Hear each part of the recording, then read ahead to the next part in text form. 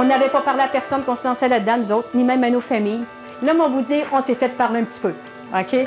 Là, la famille, on dit qu'on était fous, qu'on était tombés sur la tête, qu'ils ne savaient pas ce qui nous prenait d'acheter des animaux pareils. Et franchement, ils trouvaient qu'on avait dérapé pas mal. On a commencé, évidemment, on était chez nous, dans mon appartement. Donc, on essayait de tenir les coûts au minimum. De toute façon, on n'était pas beaucoup.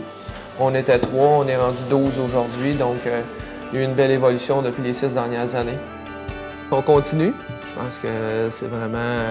Puis avec encore plus d'élan, parce que, écoute, on a 10 ans justement d'expérience de plus derrière nous. Donc, mais c'est sûr qu'on est dans un domaine, nous autres, qui change très, très, très rapidement.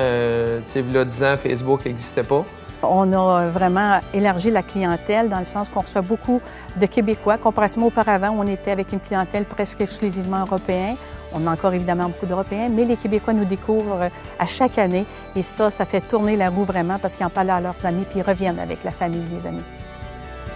Faire plus de gestion, plus de prospection, aller chercher des clients. C'est vraiment la partie là, que j'aime le plus, malgré que j'adore faire des photos. Mais je veux vraiment ça faire plus gestionnaire. Puis en même temps, j'ai un deuxième petit projet d'affaires que j'aimerais faire. Mais ça, c'est un secret.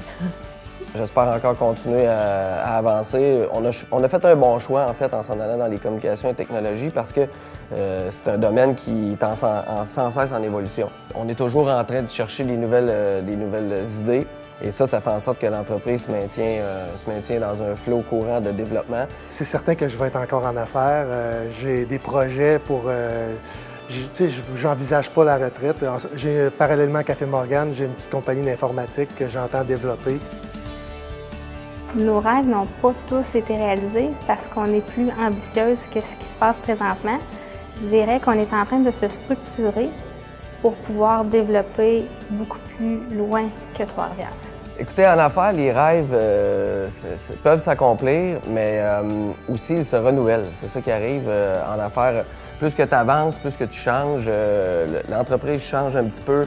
Toi aussi, tes valeurs, tes aspirations. Donc, nécessairement, les rêves sont comme une entreprise. Ils ont tendance à évoluer, à avancer au même rythme que l'entreprise, parce que souvent, le côté personnel et entreprise se ressemblent beaucoup, ils vont de pair. Si j'ai plus de rêves, j'aimerais plus mon travail. Là. Avoir des rêves, des objectifs, c'est ce qui me permet d'avancer, puis ce que je veux faire. Puis c'est ça qui fait qu'à tous les matins, je me lève, puis j'ai des projets, puis j'ai le goût d'aller au travail. Là. Je veux faire le tour du monde, genre un plus gros studio, je veux une plus grosse équipe, je veux des bébés.